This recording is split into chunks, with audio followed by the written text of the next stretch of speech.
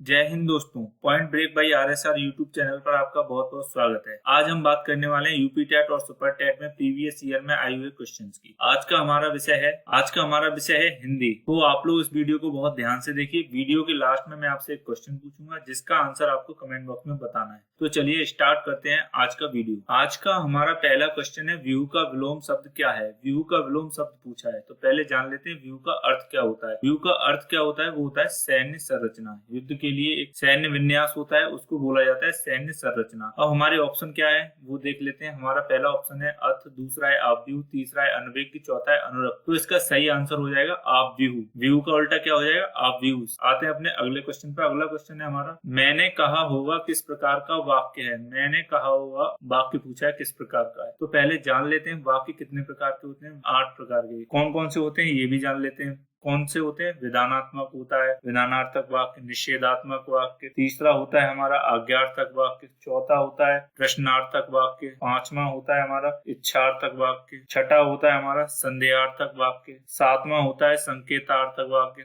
और आठवां होता है विस्मयादि बोधक वाक्य। अब जान लेते हैं हमारा इसका सही आंसर क्या होगा। तो पहले ऑप्शन पे आते हैं। पहला ऑप्शन है प्रश्नार्थक वाक्य, दूसरा है संकेतार्थक वाक्य, तीसरा है संदेहार्थक वाक्य, चौथा है विधानार्थक वाक्य। तो जैसा कि इस वाक्य से स्पष्ट हो रहा है कि इसमें संदेह व्यक्त किया गया है, तो इसका सही आंसर क्या हो जाएगा, वो हो जाएगा ऑप्शन 3 संदेहार्थक वाक्य। आते हैं अपने अगले क्वेश्चन पर। अगला क्वेश्चन है हमारा, उन्मेष में किस उपसर्ग का प्रयोग हुआ है। उन्मेष में पूछा है, तो पहले जान लेते हैं उपसर्ग क्या होते हैं। उपसर्ग किसी शब्द के आगे लगकर उसका अर्थ में विशेषता ले आते हैं या फिर उसका अर्थ में बदलाव ले आते हैं, उनको क्या कहते हैं, उपसर्ग कहते हैं। अब जान लेते हैं उनमें इसमें कौन सा उपसर्ग होता है। तो पहले हम अपने ऑप्शन पे आते हैं। पहला ऑप्शन है उत, दूसरा है अन्न, तीसरा है ऊन, चौथा है बिन। तो इसका सही आंसर क्या हो जाएगा, वो हो जाएगा ऑप्शन 1 उत। उन्मेष को अगर तोड़ा जाए तो कैसे तोड़ेंगे, उत धन मेष। कैसे तोड़ेंगे, उत धन मेष। तो इसमें जो आगे जो उपसर्ग का प्रयोग हुआ है वो कौन से उपसर्ग का प्रयोग हुआ है, उत उपसर्ग का। अब जान लेते हैं संस्कृत में कितने होते हैं। संस्कृत में 22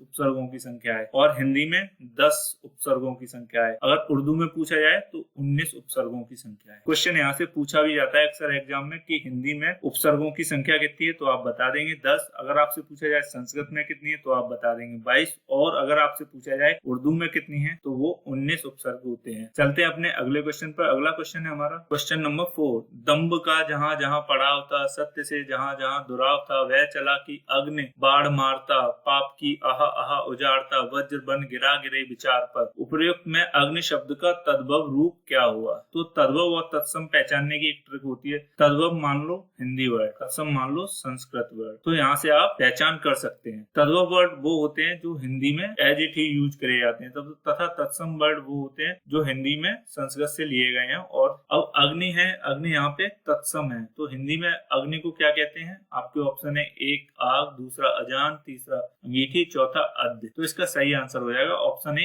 आग। आते हैं अपने अगले क्वेश्चन पर। अगला क्वेश्चन है हमारा, जिसके हाथ में चक्र हो के लिए एक शब्द क्या है। शब्द समूह के लिए एक शब्द पूछा है, तो हमारे ऑप्शन देख लेते हैं क्या क्या है। ऑप्शन 1 है लंबोदर, ऑप्शन 2 है नीलकंठ, ऑप्शन 3 है चक्रपाणी, ऑप्शन 4 है इनमें से कोई नहीं। तो इसका सही आंसर क्या हुआ, वो क्या हो जाएगा हमारा ऑप्शन 3 चक्रपाणी। अर्थात जिसके हाथों में चक्र हो उसको कहते हैं चक्रपाणी। चलते हैं अपने अगले क्वेश्चन पर। अगला क्वेश्चन है हमारा, जिसके पास तुरंत सोचने की शक्ति हो के लिए एक शब्द क्या होगा। तो हमारे ऑप्शन क्या है, पहला है प्रत्युत्पन्नमति, दूसरा है सब्यसाची, तीसरा है दोनों, चौथा है दोनों में कोई नहीं। तो इसका सही आंसर क्या हो जाएगा ऑप्शन ए प्रत्युत्पन्नमति। चलते हैं अपने अगले क्वेश्चन पे। अगला क्वेश्चन है हमारा क्वेश्चन नंबर 7, वीर रस का स्थायी भाव लिखिए। स्थायी भाव पूछा है यहाँ पर वीर रस का। तो पहले जान लेते हैं रस कितने प्रकार के होते हैं। तो रसों की संख्या है 9। कितने होती है, रसों की संख्या 9 है। अब रस के 4 भाव होते हैं, उन्हीं में से एक है स्थायी भाव। कौन कौन से होते हैं, वो होते हैं स्थायी भाव पहला नंबर 1, दूसरा होता है विभाव, तीसरा होता है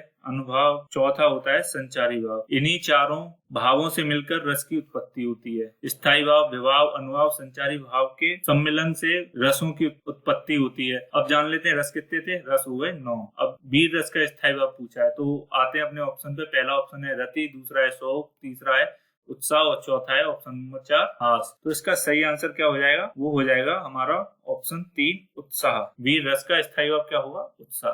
आते हैं अपने अगले क्वेश्चन पे। अगला क्वेश्चन है हमारा कंघी का तत्सम शब्द क्या है। तत्सम पूछ लिया है, अभी पीछे तद्भव दिया था और तत्सम दिया था, फिर उसका तद्भव पूछ लिया था। अभी यहाँ पे कंघी दे दिया है, तद्भव रूप दे दिया है और उसका तत्सम शब्द पूछा गया है। तो हिंदी में जो वर्ड होते हैं उनको तद्भव वर्ड कहा जाएगा और जो संस्कृत से लिए गए हैं उनको तत्सम वर्ड कहा जाएगा। ये पहचानने की ट्रिक होती है। तो कंकति किस ऑप्शन 1 है, दूसरा है करपास, तीसरा है स्कंद, चौथा है इनमें से कोई नहीं। तो इसका सही आंसर क्या हो जाएगा, ऑप्शन 1 कंकति इसका तत्सम शब्द होगा। आते हैं अपने अगले क्वेश्चन पे। अगला क्वेश्चन है हमारा पर्वत के ऊपर के समतल भाग को क्या कहते हैं। पर्वत के ऊपर एक जो समतल भाग है उसको पूछा गया है। ये भी शब्द समूह के लिए एक शब्द ही है। तो जान लेते हैं क्या कहते हैं। तो हमारे पहले ऑप्शन दिया है आदित्यका, दूसरा है उपत्यका, तीसरा है उद्भिज, चौथा है इनमें से कोई नहीं। तो इसका सही आंसर क्या होगा, वो हो जाएगा आदित्यका। क्या हो जाएगा, ऑप्शन 1 आदित्यका। अब जान लेते हैं उपत्यका किसे कहते हैं। उपत्यका पर्वत के पास की भूमि को उपत्यका कहते हैं। पर्वत के पास की भूमि उपत्यका कहलाएगी। और उद्भिज क्या होगा,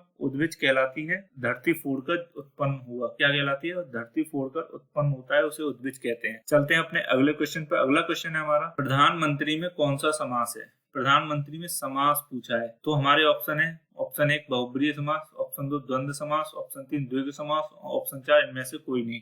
तो इसका सही आंसर हो जाएगा बहुब्रीहि समास। तो इसमें बहुब्रीहि समास कैसे होगा ये जान लेते हैं। जिस शब्द के दोनों पद अप्रधान हो और समस्त पद अर्थ के अतिरिक्त कोई सांकेतिक अर्थ प्रधान हो तो वहां पे बहुब्रीहि समास हो जाता है। जैसे कि प्रधानमंत्री को तोड़ेंगे तो मंत्रियों में प्रधान है जो संकेत कर रहा है, तो फिर क्या हो जाएगा, बहुब्रीहि समास। क्या हो जाएगा, बहुब्रीहि समास। द्वंद्व होगा जहाँ पर, वहां पर हो जाएगा द्वंद्व समास। जैसे राम और श्याम, गीता सीता, यहाँ पे और वर्ड के द्वारा जुड़े होंगे वहां पे द्वंद्व समास हो जाएगा। द्विगु होगा संख्यावाची समास। क्या हो जाएगा, संख्यावाची समास। जैसे चौराहा, पंचानन, दशानन, ये हो जाएगा द्विगु समास। जहाँ पे संख्यावाची संख्याओं का बोध होगा वहां पे कौन सा समास होगा, द्विगु समास।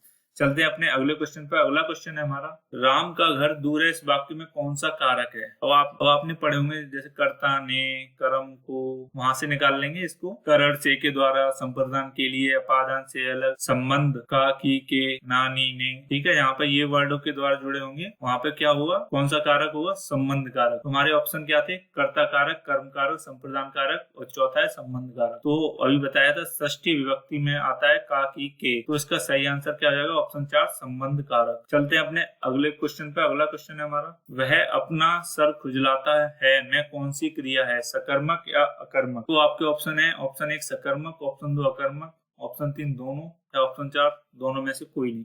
तो इसका सही आंसर क्या हो जाएगा, ऑप्शन 1 सकर्मक क्रिया। काला सागर में कौन सी संज्ञा है, संज्ञा पूछी है काला सागर में। तो आपके ऑप्शन दिए हुए हैं, ऑप्शन 1 व्यक्तिवाचक संज्ञा, ऑप्शन 2 भाववाचक संज्ञा, ऑप्शन 3 जातिवाचक संज्ञा, ऑप्शन 4 इनमें से कोई नहीं। तो इसका सही आंसर क्या हो जाएगा, वो हो जाएगा ऑप्शन 1 व्यक्तिवाचक संज्ञा। अब जान लेते हैं व्यक्तिवाचक संज्ञा क्या होती है। तो व्यक्तिवाचक संज्ञा किसी विशेष व्यक्ति का नाम, स्थान का जो बोध कराती है उसे क्या कहते हैं, व्यक्तिवाचक संज्ञा। इनमें कौन कौन से आ जाते हैं, ऐसे व्यक्तियों के नाम आ जाएंगे, ठीक है, नदियों के नाम आ जाएंगे, झीलों के नाम आ जाएंगे, समुद्रों के, पहाड़ों के, इनके नाम आते जाएंगे। तो जहाँ नाम की बात आएगी वहां पे व्यक्तिवाचक संज्ञा हो जाएगा। काला सागर में काला सागर एक नाम है तो उसको क्या बोला जाएगा, व्यक्तिवाचक संज्ञा। आते हैं अपने अगले क्वेश्चन पे। अगला क्वेश्चन है हमारा मुझसे उठा नहीं गया वाक्य में कौन सा वाच्य है। मुझसे उठा नहीं गया वाक्य पूछा है। तो हमारे ऑप्शन क्या है, ऑप्शन 1 कर्मवाच्य, ऑप्शन 2 भाववाच्य, ऑप्शन 3 कर्तृवाच्य, ऑप्शन 4 इनमें से कोई नहीं। तो इसका सही आंसर क्या होगा, तो इसका सही आंसर होगा भाववाच्य। क्या होगा, भाववाच्य, ऑप्शन 2। अब भाववाच्य क्या होते हैं, जिस वाक्य में क्रिया की या भावों की प्रधानता होती है वहां पर भाववाच्य होता है। भावों की प्रधानता है तो इसलिए यहाँ पर क्या हो जाएगा, भाववाच्य हो जाएगा। आते हैं अपने अगले क्वेश्चन पे। अगला क्वेश्चन है हमारा चौराहा में कौन सा समास है। चौराहा, 4 राहें, 4 राहों वाला। तो मैंने अभी बताया था कि जहाँ पे संख्या की बात आए, नंबर की बात आए, वहाँ कौन सा समास हो जाएगा, द्विगु समास। कौन सा हो जाएगा, द्विगु समास। तो हमारे ऑप्शन में क्या है, ऑप्शन 1 है बहुब्रीहि, ऑप्शन 2 है द्वंद्व समास, ऑप्शन 3 है द्विगु, ऑप्शन 4 इनमें से कोई नहीं। तो इसका सही आंसर हो जाएगा ऑप्शन 3 द्विगु समास। तो चलते हैं अपने अगले क्वेश्चन पे। अगला क्वेश्चन है हमारा क्वेश्चन नंबर 16। संस्कार शब्द में कौन सा उपसर्ग है। यहाँ फिर से उपसर्ग पूछा है। उपसर्ग किसी शब्द के आगे लगकर उस शब्द में विशेषता उत्पन्न कर देते हैं, उसको क्या कहते हैं, उपसर्ग कहते हैं। तो पहला ऑप्शन है हमारा सम, दूसरा है सु, तीसरा है सा, चौथा है इनमें से कोई नहीं। तो संस्कार शब्द में देखते हैं कौन सा उपसर्ग लगा है। तो संस्कार में सम उपसर्ग का प्रयोग हुआ है। इसका प्रयोग हुआ है सम उपसर्ग का। चलते हैं अपने अगले क्वेश्चन पर। अगला क्वेश्चन है हमारा लिखावट शब्द में कौन सा प्रत्यय है। लिखावट शब्द पूछा है। अब प्रत्यय पूछा है, उपसर्ग आगे लग के किसी शब्द में विशेषता लाते हैं, प्रत्यय पीछे लगकर किसी शब्द में विशेषता लाते हैं। प्रत्यय पीछे लगेंगे, उपसर्ग आगे लगेंगे। अब देखते हैं हमारे ऑप्शन कौन से। ऑप्शन है एक है आहट, ऑप्शन 2 है अंगड़, ऑप्शन 3 है आवट। तो लिखावट में कौन सा प्रत्यय होगा। लिख धन, तोड़ के देख लेते हैं इसको। लिख धन आवट, इसमें कौन सा प्रत्यय है। आवट प्रत्यय है। अब आहट से कौन से शब्द बन सकते हैं, जैसे सरसराहट बन सकता है। अंगड़ से कौन सा बन सकता है, बतंगड़ बन सकता है। ये इन प्रत्ययों से बन सकते हैं शब्द। तो ये थे आज के हमारे क्वेश्चन। चलते हैं कल के क्वेश्चन की ओर जो आपसे पूछा गया था। कल का हमारा क्वेश्चन था पैरा ओलंपिक खेलों में स्वर्ण पदक विजेता प्रमोद भगत का संबंध किस खेल से है। खेल का पूछा था। तो इसका सही आंसर क्या है। इसका सही आंसर है ऑप्शन है बैडमिंटन। क्या, बैडमिंटन। आते हैं अपने आज के क्वेश्चन पर। आज का क्वेश्चन है हमारा पर्वत के पास की समतल भाग को क्या कहते हैं। इसमें पास की समतल भाग को पूछा है। तो आपके ऑप्शन है आदित्य का, ऑप्शन 2 है उपत्यका, ऑप्शन 3 है उद्भिद, ऑप्शन 4 है इनमें से कोई नहीं। आपको इसका जवाब कमेंट बॉक्स में कमेंट करके देना है। तो ये था आज का हमारा वीडियो। अगर आपको ये वीडियो आपकी पढ़ाई में हेल्पफुल रहा हो तो इस वीडियो को ज्यादा से ज्यादा लाइक और शेयर करें और हमारे चैनल #PointBreakByRSR को सब्सक्राइब करें। Thanks for watching. जय हिंद।